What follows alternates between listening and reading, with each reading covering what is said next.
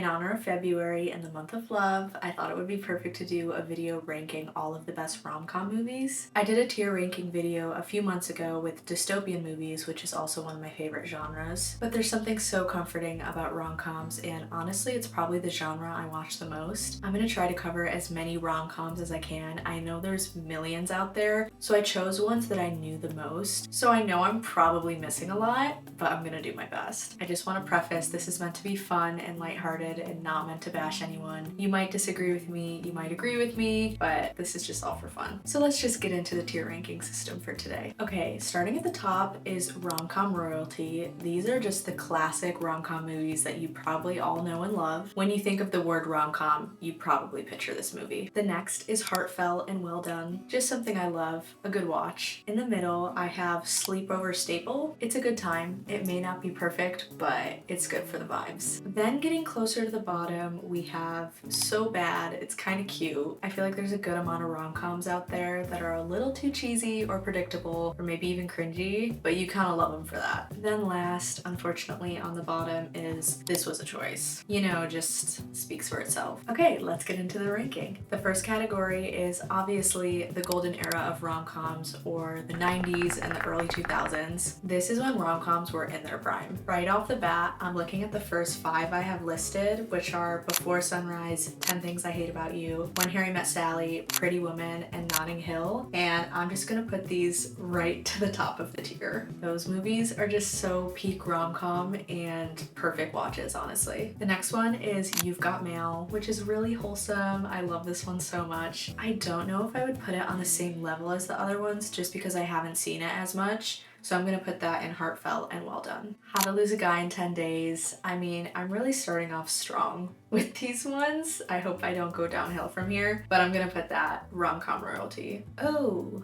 okay, I forgot about this one. The next is The Wedding Planner. Now, I have very mixed feelings about this because I love the vibe of the movie and I love Matthew McConaughey, but I really hate when movies do the emotional cheating route or just cheating route and then try to justify it and make you root for the main characters. So I'm gonna put that in So Bad, It's Kinda Cute, because like I said, I still like the vibe of the movie, just, you know, a lot of bad choices.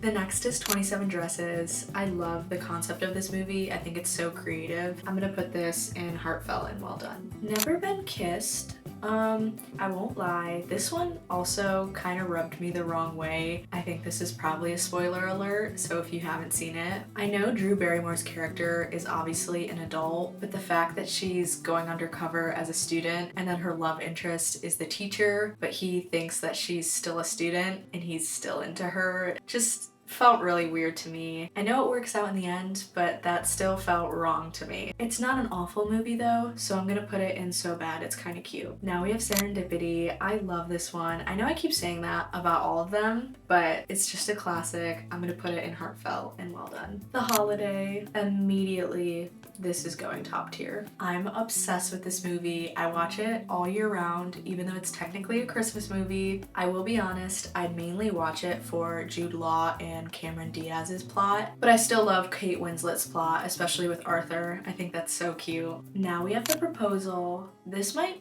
be a hot take. I don't know. I couldn't really get into this movie if I'm being honest. I wasn't really sold on their chemistry and it felt kind of forced. So I'm unfortunately gonna put this in So Bad, It's Kinda Cute. Okay, those are all of the 90s, early 2000 classic rom-coms I could think of. Next is the modern era of rom-coms, which is basically just anything from the 2010s to present day. Love, Rosie is so good. I have to put this in rom-com royalty. Sam Cleflin really loves his book to movie adaptations, and I'm so here for it. Anyone But You was really cute. I think they did a really good job on the comedy, honestly. I saw it in theaters with one of my friends and there were moments where we were genuinely laughing, so I'm gonna put this in sleepover staple. Crazy Rich Asians is another top tier movie. I know I have a lot on the top right now, but it's just such a strong list. People We Meet on Vacation. This one just came out. I love the 2 lead actors in this movie, so I was really anticipating it and was praying it would be good. Adaptations are so hard because with films there's only so much you can fit compared to the book. There were small moments from the book I wished were in the movie, but again, there's only so much you can do, and it was still really good, so I'm gonna put this in heartfelt and well done. This one might be controversial, but Materialist, I'm gonna put this in heartfelt and well done. I know when it came out, a lot of people were joking about like the broke man propaganda,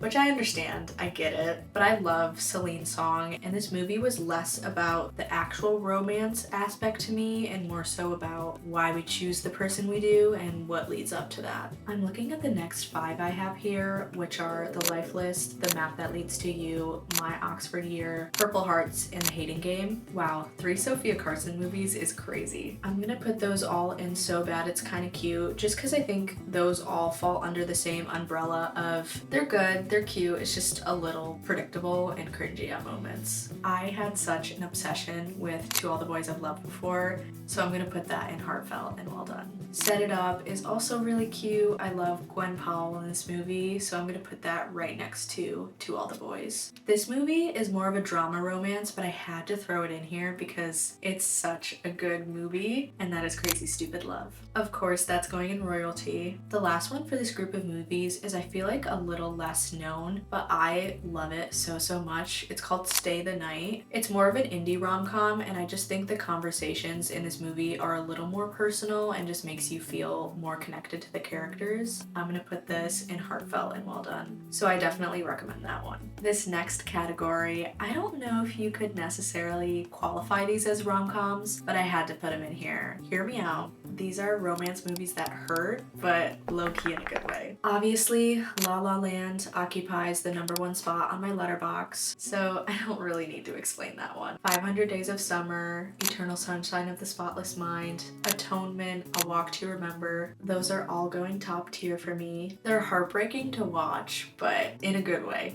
In a good way. I know I haven't touched the bottom tier yet, but I think we'll get there pretty soon. The last one I have in this section is Call Me By Your Name. The soundtrack of this movie, I can't even put into words how much the soundtrack, like I feel the soundtrack. The Sufjan Stevens songs, I just can't get enough of. I love the aesthetics of this film and the vibe and all of the good lines. I don't know if it's 100% top tier though, or more so just the aesthetics. I'm gonna put it in heartfelt and well done, because again, like I said, I'm still obsessed with the vibe. Ending off with the most important category, obviously, is Wattpad and fanfiction.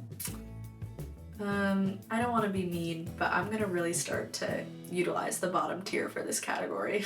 So when I think Wattpad, the first movie that comes to my mind is After. I did see this with my friend when it came out, and there was a collective response in the theater of just everyone laughing. I'm not even gonna lie. So this was a choice. I think there's 5 movies now, but I think the actual books are a trilogy, which is interesting. The Kissing Booth.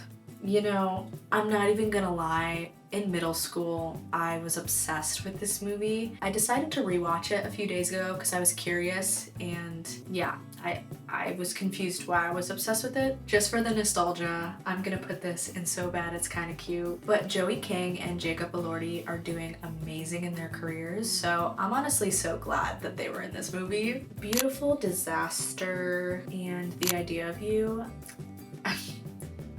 I couldn't get through either of these movies. I had to stop watching at some point. Colpe Mia and My Fault, which are literally the same film in different versions. I'm gonna put both of these in So Bad It's Kinda Cute because it's the same plot, so I feel like I gotta put them on the same playing field. When I'm filming this movie came out literally this week. It's called Love Me, Love Me. I watched some of it. You know, I may have hit the fast forward button a few times, but it's okay. I'm gonna put her here. Last, but certainly not least, is Twilight. I'm gonna put her here. Listen, okay, I know it's like not peak cinema, but the vibes of Twilight are just unmatched. Okay, those are all my rankings. I feel like I did a pretty good job. Again, I know not everyone's gonna agree with me. I love doing these ranking videos, so I'm gonna try to brainstorm some more genres I can do. Let me know your thoughts or if there's any other major movies I missed. As always, thank you so much for watching, and I'll see you in my next video.